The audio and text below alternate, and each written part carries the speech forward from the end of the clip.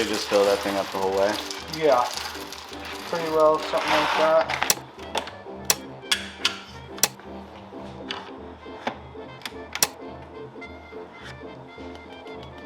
We can pull this shot and it'll give us a bit of an idea, but then the more coffee you get, the more coffee you get in, the coarser it should be to flow at the same rate. Oh, gotcha. Yeah. That makes sense. Yeah. So.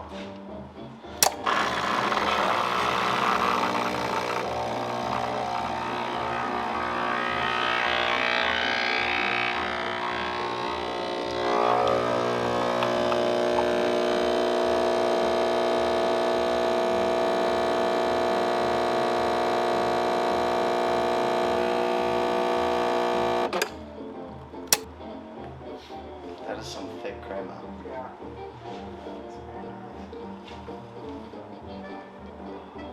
Balanced. That one's pretty good. It might be just a touch bitter. I would say that's fairly balanced. Yeah, I like that. I like that. Probably, Actually. yeah, probably was a bit under extracted, which it'll help it just a bit here. Makes sense.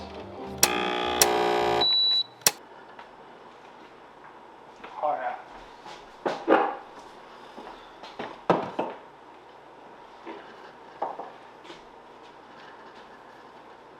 I love that.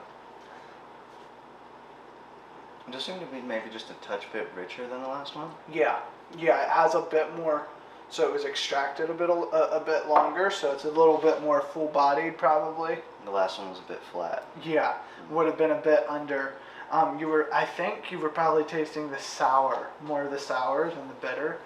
It's hard to tell the difference because they're very similar, but I think it's the sour you taste on the side of your tongues, and the bitter is more on the roof of your mouth and like in the back. in the back. Yeah.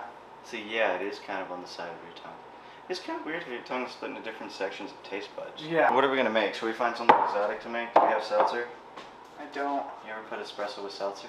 I've never tried that. I could. I don't have any recipe for it, so. Yeah. I just know there's some kind of recipe for espresso and seltzer. We should make a white chocolate mocha. Alright, let's do it. So. Be white girls. Yeah, you run it this time. How about that? The idea is that the basket is dry, so there's no coffee that sticks to any part of the basket, because wet coffee and dry coffee extract differently. Wow, this is a science. Yeah.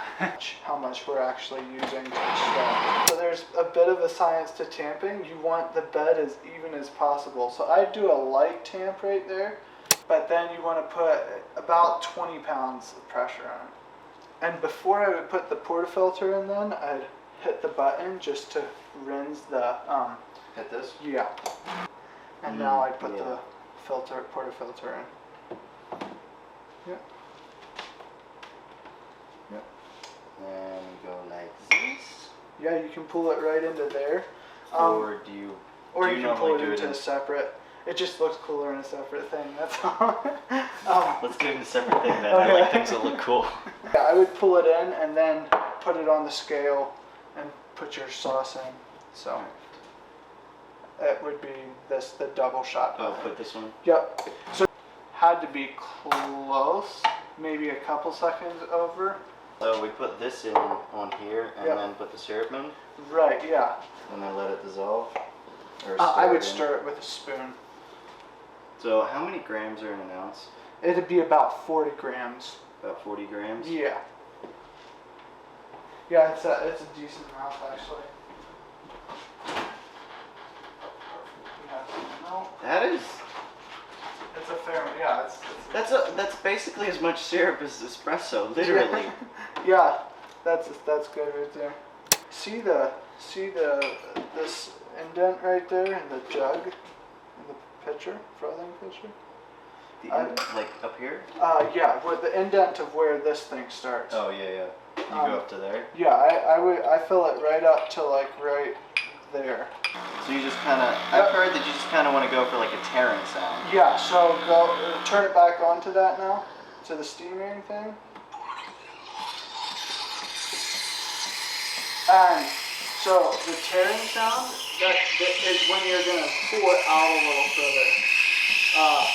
Pull the, yeah, right there. Like that.